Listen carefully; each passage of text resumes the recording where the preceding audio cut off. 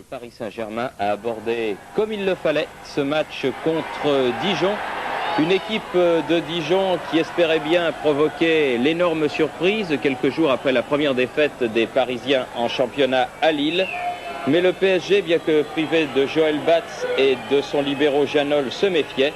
Et le premier but allait arriver à la suite d'une série d'exploits de Safet Suzik sur la gauche. Un centre du pied gauche, une tête au premier poteau de Fabrice Poulain qui devance Rocheteau, qui aurait sans doute marqué lui aussi. Il était juste derrière Poulain.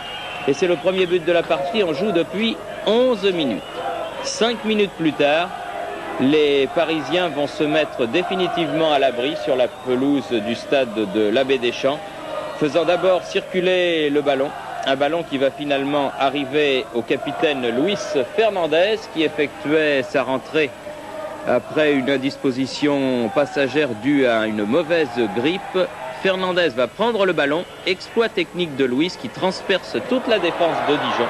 Et d'une pichenette à la Giresse, s'en va marquer le deuxième but parisien à 2-0. Les carottes étaient cuites et les Parisiens se contentèrent par la suite de garder le résultat. Le Paris Saint-Germain donc qualifié pour les 16e de finale de la Coupe de France.